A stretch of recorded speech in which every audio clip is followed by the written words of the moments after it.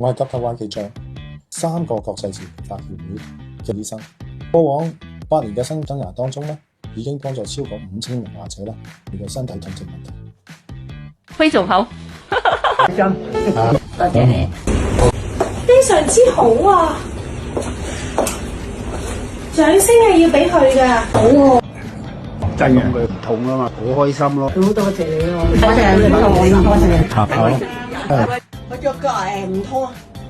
但喺我20歲頭嘅時候，我就去過日本留學，而我呢段時間最大嘅收穫咧，就係學到一種可以改變咗我人生嘅日本文化，叫做匠人精神。我就將呢一種概念擺翻落去我而家研究緊嘅自然療法當中，抽絲剝繭，鑽到最深，不斷咁去洗練自己。而我有一個想同大家分享嘅真相，就係唔好再用古代嘅方法去醫現代人嘅病啦。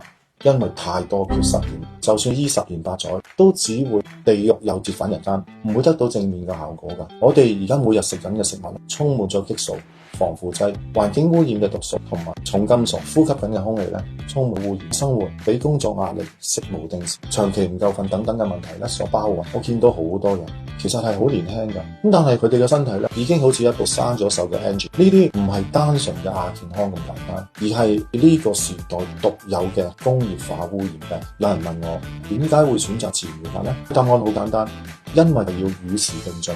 傳統嘅智慧當然係好寶貴嘅，但係醫療嘅維度唔足夠。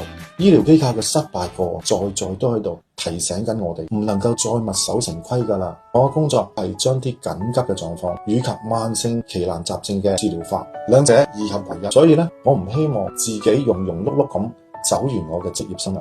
我嘅工具箱入面有嚟自大自然無污染嘅超級食物同埋草本，亦都有基於物理學嘅頻率同埋能量療法。而我揀選嘅工具唯一嘅標準，就係背後有足夠嘅科研數據、臨床實證同埋最先進嘅聚水方法，為每一個獨一無二嘅身體量身訂造方案，先至係我為客人追求緊嘅極致性價比。